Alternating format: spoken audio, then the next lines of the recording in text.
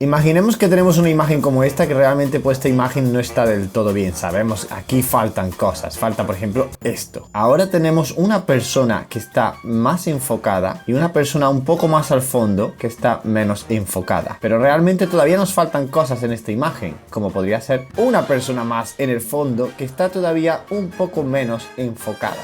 Y si nos fijamos todavía mejor en la fotografía, nos falta algo en el fondo, como puede ser esa catedral, que ya pues está todavía mucho menos enfocada.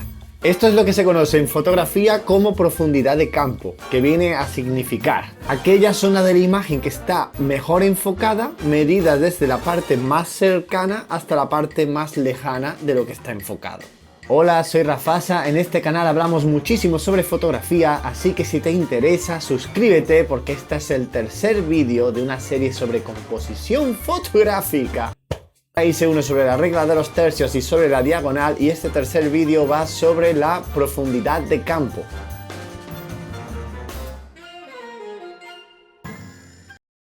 Y va mucho más allá de lo que viene siendo desenfocar una fotografía. Lo que todo el mundo bien sabe de enfocar muy bien al protagonista y que el fondo esté desenfocado. Pero no, aquí estamos hablando sobre composición demográfica. Composición de la fotografía. Resumidamente, ¿qué tienes que tener en cuenta para conseguir esta profundidad de campo? Muy importante, la apertura del diafragma. A más abierto está el diafragma, o sea, el número de f-stop es más pequeñito, más profundidad de campo vas a conseguir. Pero luego tienes que tener en cuenta la distancia a la que estás con el sujeto. Cuanto más cerca estés del sujeto, menor será la profundidad de campo. Y a más lejos estás, pues más profundidad de campo puedes tener, porque no solamente puedes enfocar ese sujeto, sino que podrás pillar muchos otros. Pero claro, si tienes una lente que abarca mucho y es muy amplia y estás muy cerca, pues obviamente lo que consigues es una deformación. Entonces esta profundidad de campo se puede conseguir, pero en menor medida que con las otras opciones. La distancia focal del objetivo o de la lente que estés usando también es muy importante. Por ejemplo, en esta foto que he enseñado al principio, pues estaba usando una 50 milímetros, pero si estuviera usando una lente de 24, de 16, pues la profundidad de campo podría conseguirse mucho mejor. Entonces esto sería muy bueno de entender para crear historias con un primer plano, un medio plano y un segundo plano, en el que todo tenga ciertas distancias y puedas crear esta profundidad como de sumergirte en la imagen, como de hacerlo todo un poquito más 3D y que tu imagen pues no sea completamente plana.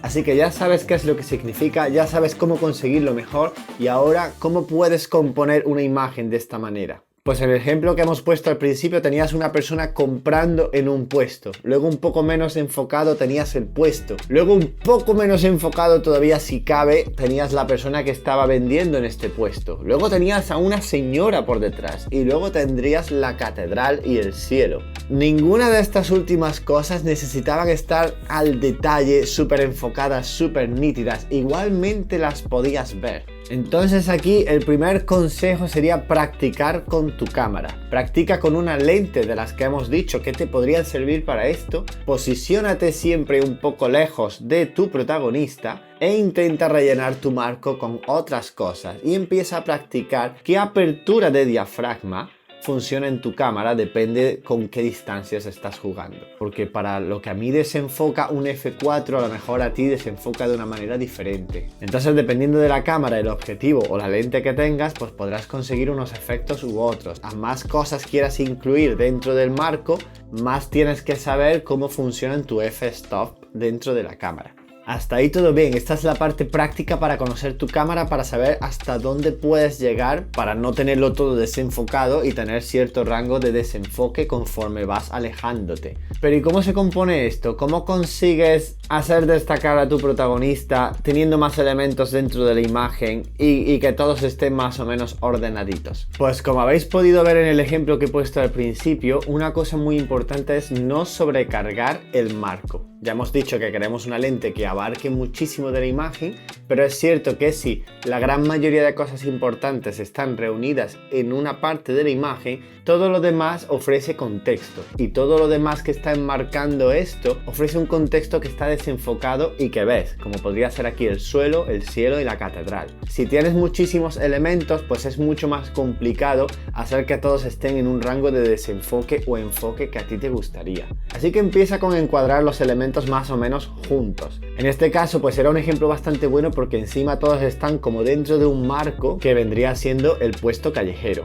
Y dentro de este marco entonces ahora es cuando encuentras a una persona que está dentro de lo que viene siendo la regla de los tercios que ya hablamos antes, en un lugar donde destaca como protagonista y encima es lo que está enfocado. Así que una vez tengas más o menos el contexto desenfocado del fondo y tengas más o menos a tu protagonista bien enfocado utilizando algún tipo de regla de composición que ya hemos hablado previamente, ahora es cuando te toca pues añadir los otros elementos. Y los otros elementos, si lo has hecho bien utilizando las distancias, la distancia focal de la lente y también la apertura del diafragma que ya previamente has practicado con tu cámara, ahí es donde se va a decidir si has elegido una distancia y un f-stop adecuado para que lo demás que está a partir de tu elemento enfocado, que es tu protagonista, está cada vez más desenfocado hasta que llega al segundo plano ya más desenfocado que el resto. Pero sobre todo si tienes a tus elementos más o menos juntos, has desenfocado bien el fondo y luego tu protagonista destaca, hacer que el resto de elementos estén más desenfocados y sigan teniendo como un desenfoque progresivo es una cosa que va a surgir de manera muy natural. Parece que es muy difícil, pero creedme, es bastante sencillo y le da a tus fotos una riqueza muy impresionante. Últimos datos a tener en cuenta para que no malgastes tu tiempo. Hay diferencias entre tomar fotos de personas o retratos o tomar fotos callejeras o de paisajes y esto tiene que ver con dónde pones el enfoque. Si es un retrato, empiezas a enfocar desde los ojos, desde el ojo que está más cerca de la cámara, porque de esta manera estás haciendo esta escala gradual de desenfoque después de este primer punto de enfoque.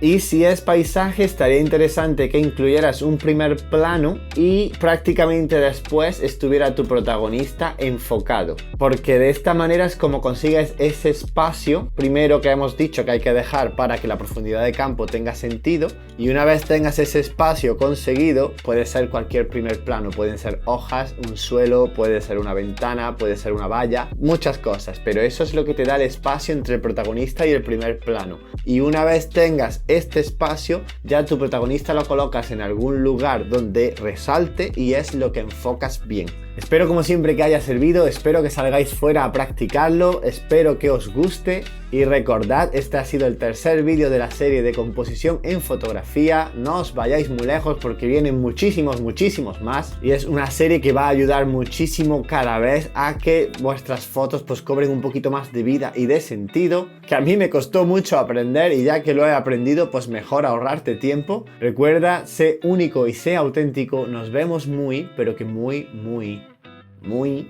pronto.